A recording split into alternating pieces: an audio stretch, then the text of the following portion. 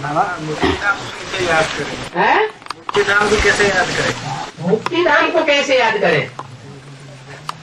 Student, how to remember the abode of liberation, that is Mukti Dham. Baba, how to remember Mukti Dham? बाबा कहते मेरे को याद करो, माम एकम याद करो। Baba says, remember me alone. फिर कहते मुक्तिधाम को याद करो। Then he says, remember the Mukti Dham. फिर कहते एक को याद करो। Then he says, remember the one. फिर कहते सुखधाम को याद करो। Then he says, remember the abode of happiness. तो अब एक को याद करें या तीन तीन चार चार को याद करें? So now, should we remember one or should we remember 3 to 4 things? Students, remember the one. है कैसे याद करें? निराकार को साकार में याद करें। हाँ, How should we remember him? Students, remember the incorporeal one in the corporeal one. Yes. उसमें निराकार है, माना मुक्ति धाम वासी है। निराकार कहाँ का रहने वाला है? The incorporeal one is present in him. It means he is the resident of the Mukti Dham. Where does the incorporeal one reside? साकारी में आता है तो निराकारी स्टेज वाला है या नहीं है? हैं? तो जहाँ है वो लिंग रूप है या नहीं है? When he comes in the corporeal one, does he possess an incorporeal stage or not? Student, he does. So wherever he is present, is he the form of a ling or not? लिंग को लाल लाल दिखाते हैं ना? A ling is shown to be red in color, isn't it? वो लाल रंग ही क्यों दिखाया, हरा रंग दिखा देते? Why is it shown only red in color? They could have shown it green. लिंग जो बनाते हैं प्राचीन काल में, जो लिंग बनाया गया है लाल पत्थर का ही क्यों बनाया? The ling that was made in the ancient times, why was it made only out of red stone? काले पत्थर का बना देते? They could have made it from black stone. ये दर्शाने के लिए कि वो ज्योतिबिंदु निराकार शिव जहाँ कहीं भी है, जहाँ भी रहेगा निराकारी स्टेज में रहेगा।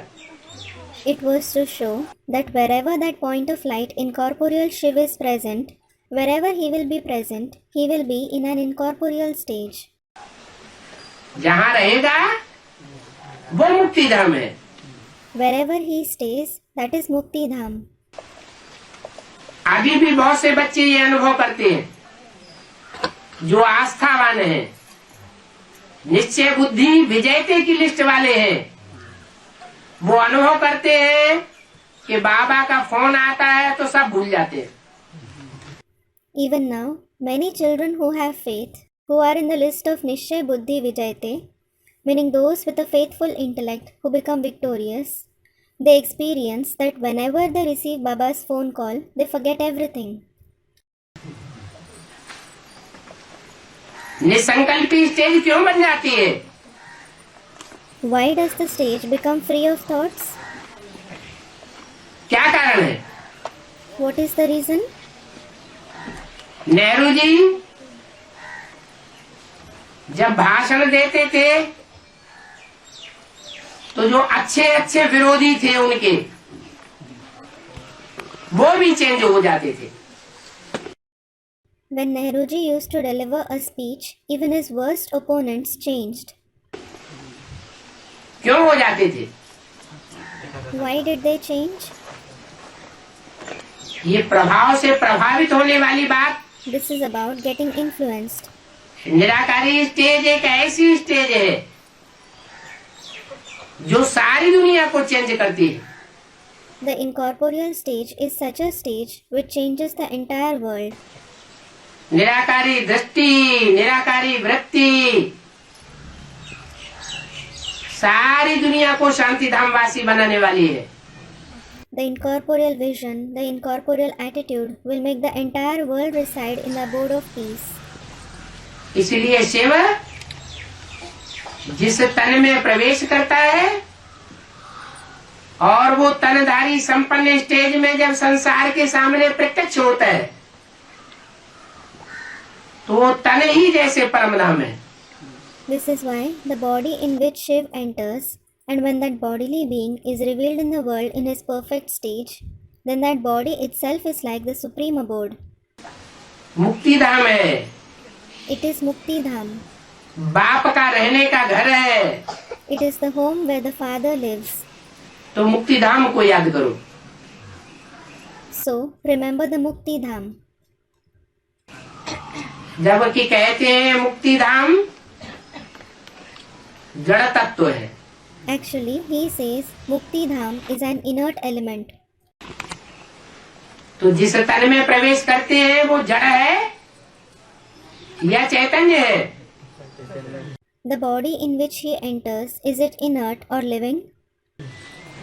शरीर तो जड़ ही होता है, The body is certainly inert. उसमें रहने वाली आत्मा वो भी तमो प्रधान है, जड़ तुम्हें। The soul which resides in it is also Tamo Pradhan, inert. फिर सुप्रीम सोल उसमें प्रवेश करता है When the Supreme Soul enters him, तो वाइब्रेशन बनाता है। he creates the vibrations. इसलिए वो निराकार शिव बाप भी है। This is why that incorporeal Shiv is the Father. जिस तन में प्रवेश करता है वो हमारा घर भी है। The body in which he enters is also our home. जैसे छोटे बच्चे होते हैं तो माँ बाप की गोद ही उनका घर है। For example, when the children are small, the very lap of their parents is their home. बड़ों के लिए घर नहीं है। It isn't home for those who have grown up. किसके लिए घर है? For whom is it a home? छोटे बच्चों के लिए घर है। It is a home for the small children. तो बच्चा बन के रहने वाले जो बच्चे हैं उनके लिए घर है। So, he is the home for the children who live like a child of God. ऐसे ही सुखधाम भी है। Similarly, he is the abode of happiness as well. श्रेष्ठ संकल्प चलेंगे, ज्ञान युक्त संकल्प चलेंगे तो वाइब्रेशन कैसा बनेगा? If someone creates righteous thoughts, if he creates thoughts that are full of knowledge, what kind of vibrations will be created? सुखदायी वाइब्रेशन बनेगा या दुखदायी बनेगा? Will the vibrations become joy-giving or will they become sorrow-giving? सुखदायी vibration बनता है। Joy-giving vibrations are created. उस याद में जो भी रहेंगे All those who remain in that remembrance, वो भी सुख का अनुभव करेंगे। they will also experience happiness. इसलिए पारसनाथ प्रसिद्ध है। This is why Parasnath is famous. पारस वास्तव में ऐसा कोई पत्थर नहीं होता है In reality, there is no stone such as Paras, कि जिसको छू देने से लोहा सोना बन जाए।